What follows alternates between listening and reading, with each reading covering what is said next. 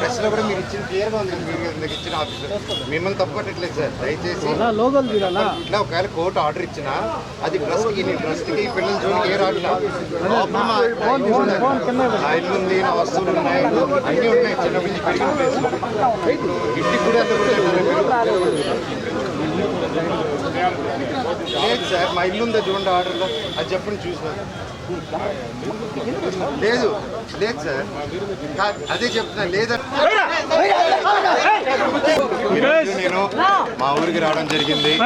And ముఖ్యంగా నేను ఇక్కడ ఏ గొడవ చేశారని రాలేదా ఉద్దేశం కాదు. నేను ఎప్పుడు హైదరాబాద్లో కూడా మీరు చూశారు, నన్నే ఇంటి బయట కాపడం, నన్నే ఇక్కడ రానికుండా చేయడం. నేను అడిగేలా ఒకటే, ఇష్యూ ఏంటో నాకు అర్థం కావట్లేదు. నా గురించి బ్యాడ్ మాట్లాడినారు, బ్యాడ్ చేస్తారు, అంతా ఓకే అండి. నేను నా ఇంటికి వెళ్తానంటే ఇల్లు ట్రస్ట్ అంటే అది కోర్టులో ఉంది. కోర్టు డిసైడ్ చేయను, ఆనరబుల్ కోర్టు డిసైడ్ చేసినట్టు మనం ఫాలో అవుదాము. కాకపోతే నేను ఎస్ఐ గారిని, సిఐ గారిని అందరినీ రెస్పెక్ట్ చేస్తాను, అందరిని గౌరవిస్తాను. డిఎస్పీ గారితో కూడా మాట్లాడాను, మేము వెళ్ళిపోతాము. కాకపోతే ఎందువల్ల ఆపుతున్నారో అర్థం చేసుకున్నాను. ఇప్పుడు నేను తాత నాన్నమ్మ సమాధికి వెళ్దాం అనుకుంటున్నాను. అండ్ అదొకటే దండం పెట్టుకుని వెళ్ళిపోతే పండగ పూట పెద్దల పండగ, అది దండం పెట్టుకుని వెళ్ళాలని. అండ్ అంటే ఇక్కడ ఏమైపోయిందంటే చాలా చిన్నపిల్లల బిహేవియర్ స్టార్ట్ అయిపోయింది. జనరేటర్లో చక్కెర పోయడం అండ్ హోర్డింగ్స్ ఉంటే ఇక్కడ నాది, లోకల్ ఎమ్మెల్యే నాని గారిది, సీఎం గారిది, అందరు కలిపి మా హోర్డింగ్స్ అన్నీ పెట్టుకుని ఉంటే అన్నీ ఇక్కడ ఈ 2 కిలోమీటర్ రేడియస్లో మొత్తం అందరూ ఉన్నారు. ఈరోజు పొద్దున కూడా డే టైంలో అంత ఫుటేజ్లు ఉన్నాయి మా దగ్గర, అవన్నీ మీకే ఇస్తాం. దయచేసి మీరు చూడండి. అంటే హోర్డింగ్లు కూడా తీసే ఎందుకు అంత లెవెల్. నేను తమ్ముడినే కదా, నేను కూర్చొని మాట్లాడదాం అంటున్నాను. నేను తప్పు చేస్తే కూర్చొని పెద్దల ముందు కూర్చొని పెట్టి మాట్లాడినాను. మాట్లాడేదానికి లేదు, నాకు మొహం చూపించేదానికి సిగ్గుపడతారో భయపడతారో ఏం అర్థం కావట్లేదు. హోర్డింగ్ని చంపగలుగుతారు కానీ నా జనాల మనుషుల నుంచి మమ్మల్ని నన్ను ఎవరు తీలేరు. అండ్ ఇది నా ఊరు, నా బంధువులు, నా పల్లెటూరు, నా జనాలు. అండ్ ఈ క్యాంపస్ నాకు గౌరవం ఉంది. ఇది ఒక్కరి కాంట్రిబ్యూషన్ కాదు, ప్రతి ఒక్కరు కష్టపడాము, ప్రతి ఒక్కరు కాంట్రిబ్యూట్ చేసాం చిన్నప్పటి నుంచి. అండ్ ప్రతిదీ కోర్టులో మేము ప్రజెంట్ చేస్తాం, కోర్టు ద్వారా తెలుసుకోండి. అంతేగాని కోర్టులో ఉన్నప్పుడు ఇలా ఫోర్స్ చేయడం, మా జనాల్ని, మా ఫ్యాన్స్ని, మా ఫాలోవర్స్ని బెదిరియడం. మీరు ఇక్కడికి వస్తే లాఠీ చార్జ్ చేస్తారని బెదిరిస్తూ ఉన్నారు. మేము ఇక్కడికి వస్తున్నాం సార్, వస్తే లాఠీ చార్జ్ చేస్తాం. ఎందుకు లాఠీ చార్జ్ చేస్తారు సార్? నేను మా ఊరికి వెళ్ళినా, నా బంధువుల్ని కలిసిన, జల్లికెట్టుకు పోయినా, ఇక్కడికి వచ్చినా నేను సార్ రావచ్చు అంటే రావద్దన్నారు. సరే ఓకే, తిరుక్కుని పోతున్నాను సార్. నా తాత నాన్నమ్మ సమాధి దగ్గరికి పోతాను, మీరే పోలీసులు రండి సార్, మీరు నాతో పాటే రండి. నేను జస్ట్ 2 నిమిషాలు సమాధికి దండం పెట్టుకొని ఘాటుకి పోతాను సార్ అని చెప్పాను. ఆ పర్మిషన్ తీసుకొని సార్ వాళ్ళతో వెళ్తాను. అది రానిస్తే ఓకే, లేకపోతే ట్రై చేస్తాను. అక్కడి నుంచి స్టేషన్కి వెళ్ళి నేను నా తరఫున కంప్లైంట్ పెట్టుకుంటాను.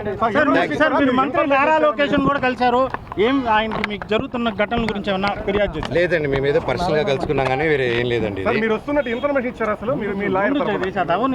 లాయర్ తరఫున ఇన్ఫర్మేషన్ అదేం లేదు సార్. నేను అటు లేను సార్. నేను లాయర్ని పెట్టి ఇది చేద్దాం, వీడిని హోర్డింగ్ని నింపుదాం, వీడు పడుకొని ఇంట్లో పిల్లలు ఉండగా చక్కెర పోద్దాం, ఇవన్నీ నేను చేయను సార్. మీకు తెలుసు కదా, లోకల్లో కదా మీరంతా, ఈ లోకల్లో తెలుసు కదా నా గురించి. మీకు నా గురించి అడిగి చూడండి సార్. ఊళ్ళో సరదాగా కెమెరాలు ఎత్తుకొని వీడేంది, వీడి కథ ఏందని అడగని పోయి మీకే అర్థమైపోతుంది అంతా. నేను కేవలం నేను అడిగిందల్లా ఒకటే, ఇక్కడ జనాలు, హాస్టల్ పిల్లకాయలు అండ్ ఆ తర్వాత బయట చదివే హాస్టల్స్ దగ్గర కూడా క్యాష్ డిమాండ్ చేద్దాం. ఈ హేమాద్రి నాయుడు వీళ్ళందరూ కలిసి అండ్ వాళ్ళ దగ్గర వాట్సాప్ చాట్లన్నీ ఉన్నాయి సార్. బెదిరించడే హాస్టల్ అంతా ఖాళీలు చేపించడం. అండ్ ఎలా సార్, ఒక ప్రైవేట్ వాళ్ళకి సొంత, నేను ఒక కంపెనీ ఓపెన్ చేసి, వల్మరన్ కంపెనీ ఓపెన్ చేసి నేనే అది చేయలేను కదా సార్ అవన్నీ. సో నేను అడిగా, స్టూడెంట్స్కి ప్రాబ్లం అవుతుంది, ఇక్కడ ఉన్న విలేజర్స్ ప్రాబ్లం అవుతుంది, అందరూ మన వాళ్ళు, ఎట్టా వీళ్ళకి ఏదో ఒకటి చేయాలి కదా, మనం కూర్చొని మాట్లాడతాము. ఇబ్బందులు అవుతున్నాయి నాన్న, మీ వరకు రావట్లేదు అంటే నాన్నగారు వరకు రీచ్ అయ్యేలా కూడా నేను తీసుకెళ్ళట్లేదు. ఒకవేళ అటు వెళ్తున్నానంటే ఆరోపణలు, ఇంటి గేట్లు వేసాడు, మాకు నాన్నకేదో చెప్పాడు, మీ అందరూ కళ్ళు మప్పడం.